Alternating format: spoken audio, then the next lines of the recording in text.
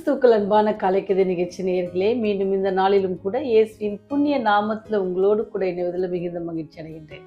இந்த நாள் உங்களுக்கு இனிய நாளாக இருக்க இயேசுவின் நாமத்தில் உங்களுக்கு வாழ்த்துதல் கூறுகிறேன். இன்னைக்கு நமக்கு வருகிற செய்தி எங்கிருந்து அப்படின்னு பார்த்தீங்கன்னு சொன்னால், ஆதியாகமம் 16ஆம் அதிகாரம் 11வது வசனம்.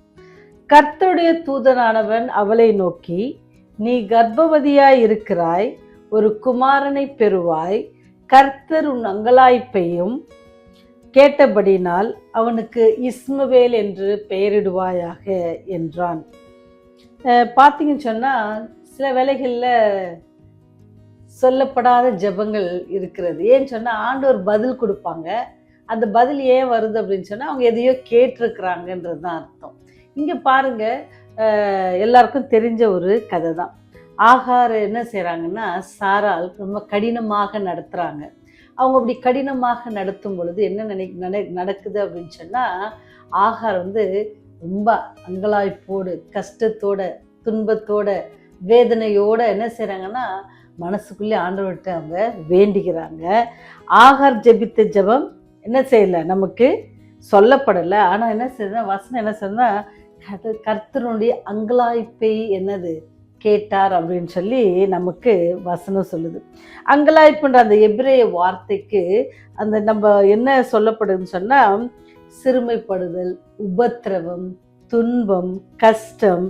இதே மாதிரி தான் நீங்கள் அதே மாதிரி ஆங்கிலத்திலே அந்த வார்த்தையை பார்த்தீங்கன்னு சொன்னால், அதற்கு இதே மாதிரி பதமான ஒரு வார்த்தை தான் வருது. என்னென்னா கஷ்டம், அங்கலாய்ப்பு அப்படின்னு சொன்னால் அதில் என்னது உபத்திரவம், துன்பம், இந்த மாதிரியான காரியங்கள்.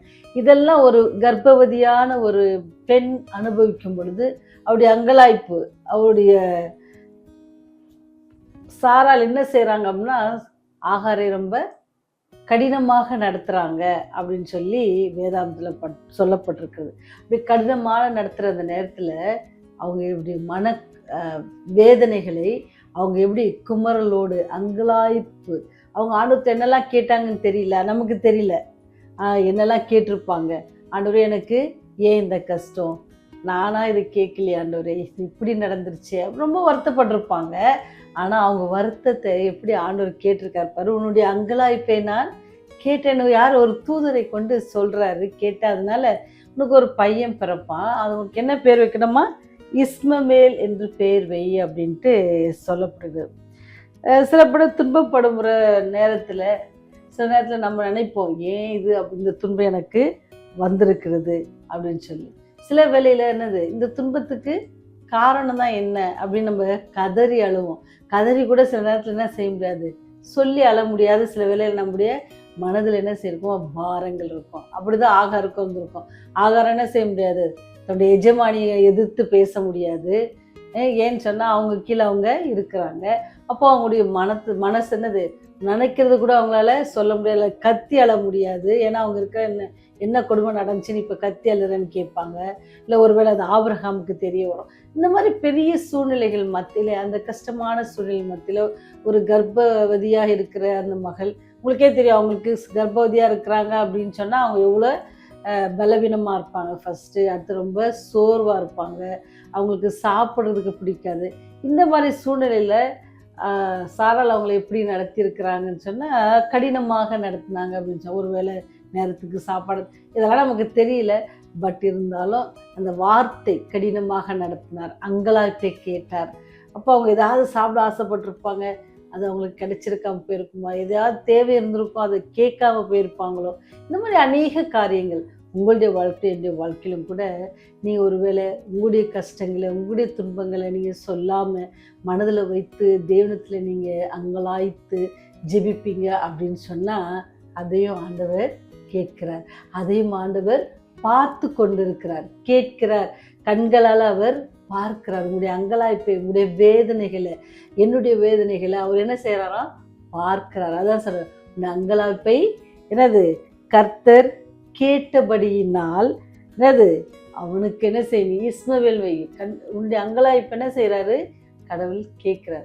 உங்களுடைய கஷ்டத்தையோ என்னுடைய கஷ்டத்தையோ ஆண்டவர், நீங்கள் ஜெபிக்கவே இல்லை, ஆனால் அதை குறித்து வேதனைப்பட்டு கொண்டிருக்கீங்க, அந்த காரியத்தை குறித்து நீங்கள் மனசோர்வோட உங்கள் உள் மனசில் நீங்கள் ஆண்டவரை நோக்கி, ஆண்டவரே அப்படி நீங்கள் யாருக்கும் தெரியாமல் நீங்கள் ஜெபம் பண்ணிட்டு இருந்தீங்கன்னா கூட அதையும் கேட்டு அவர் அதற்கு பதில் அளிக்கிற தேவனாக இருக்கிறார்.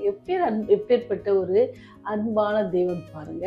அந்த மகளுக்கு ஒரு குமாரனை கொடுக்கிறாரு. வாக்குத்தத்தம் பண்ணப்பட்ட ஒரு குமாரன் இல்லை, ஆனால் அந்த குமாரனுக்கு இஸ்மவேல் என்று பெயரிடுவாயாக. அதுக்கு என்ன அர்த்தம்னா தேவன் கேட்டார் என்ற அர்த்தம். இஸ்மவேல் என்றால் தேவன் கேட்டார் அப்படின்னு சொல்ற ஒரு அர்த்தம் உரியதாக இருக்குது. ஏன்னு சொன்னால் நம்ம ஆண்டவர் எப்படின்னு பார்த்தா சிறிய அடைக்கலான் குருவிக்கு கொடுக்குற அதையே அப்படி பார்த்துக்கிறார் அப்படின்னு சொன்னால் அவருடைய சாயலில் அவருடைய ரூபத்தில் படைச்ச உங்களே என்ன எப்படி பார்த்துப்பார். நீங்கள் மனசில் வேதனைப்படுறது அல்லது நீங்கள் அங்கலாய்க்கிற காரியங்கள், நீங்கள் என்ன இதுக்கு விதிவு இருக்குமா இருக்காதா என்று சொல்லி நீங்கள் வேதனைப்படுங்கன்னு சொன்னால் இன்னைக்கு வருகிற ஒரு வாக்குத்தத்தமான ஒரு நம்பிக்கை என்ன அப்படின்னு சொன்னால் அவர் தம்முடைய தூதனை அனுப்பி உங்களுக்கு என்ன செய்வாராம், அவர் சொல்லுவார், நீ கவலைப்படாத பயப்படாத அப்படின்னு சொல்கிற அளவுக்கு ஆண்டவர் என்ன சொல்கிறாரு, அந்த மகளை ஆகாருக்கு பெரிய ஒரு நம்பிக்கையை கொடுக்குறாரு. அவங்க என்ன ஜெபித்தாங்க நமக்கு இல்லை, ஆனால் ஆண்டவருடைய பதில் ரொம்ப அழகாக இருக்குது பார்த்தீங்களா. அவர் சொல்கிறாரு, கர்த்தருடைய தூதன் ஆனவன் அவளை நோக்கி, நீ கர்ப்பவதியாய் இருக்கிறாய், ஒரு குமாரனை பெறுவாய், கர்த்தர் உன் அங்கலாய்ப்பை கேட்டபடியினால், கர்த்தருடைய அங்கலாய்ப்பை கேட்டபடினால் அவனுக்கு இஸ்மவேல் என்று பெயரிடுவாயாக என்று சொல்லுது. ஏன் சொன்னால் துன்பப்படுகிற பொழுது வாய் திறந்து கதற வேண்டிய அவசியம் இல்லை. ஏன்னா ஆகார் கஷ்டப்பட்டாங்க, துன்பப்பட்டாங்க, அவங்க கத்தி சத்தமாக எதுவும் ஜெபம் பண்ணதா என்ன இல்லை நமக்கு சரித்திரத்தில் இல்லை. ஆனால் அவங்க கண்டிப்பாக ஆண்டவரத்தில் வேண்டி இருக்கிறாங்க. அதான் சொல்கிறால, உன் அங்கலாய்ப்பை கேட்டபடியினால் ஆண்டவர் உங்களுக்கு பாக்கியத்தை தந்தாங்க அப்படின்னு சொன்னேன். அதே போல் நீங்களும் ஒரு வேளை கஷ்டப்பட்டுருக்கீங்க, ஆண்டவர் உங்களுடைய அங்கலாய்ப்பை பார்த்து கொண்டிருக்கிறார், கேட்கிறார், அவர் உங்களுக்கு பதில் கொடுப்பார். எப்படி ஆகாருக்கு அன்னைக்கு பதில் கொடுத்தாரோ அதே போல் ஆண்டவர் இன்று உங்களுக்கும் எனக்கும் பதில் கொடுக்க ஆயத்தமாக இருக்கார். அப்பேற்பட்ட அன்பான தெய்வத்திடத்தில் உங்களுடைய அங்கலாய்ப்பை நீங்கள் அவடத்துல சொல்லுங்கள். அவர் ஏற்ற வழியில் ஏற்ற நேரத்தில் உங்களுடைய அங்கலாய்ப்பை அறிந்து அதற்கான பதிலை தருவார். அப்படி பதிலை தருகிற தேவனை நீங்கள் விசுவாசிப்பீங்கன்னா ஜெபம் செய்வோமா.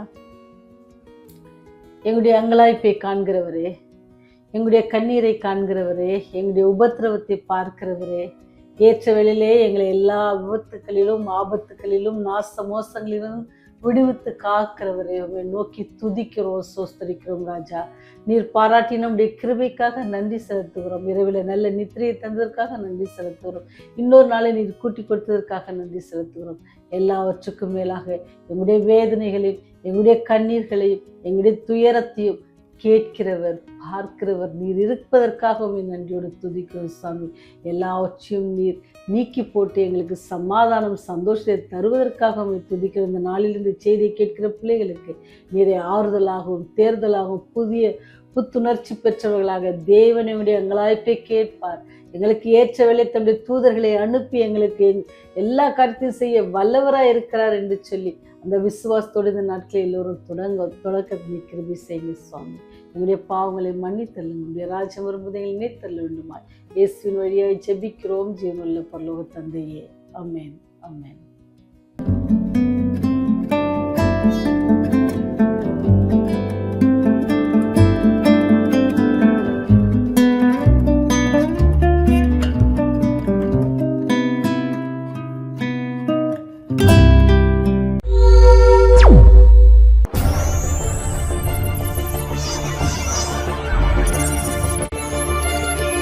நீங்கள் பார்த்துக் கொண்டிருப்பது உங்கள் ரேவதி.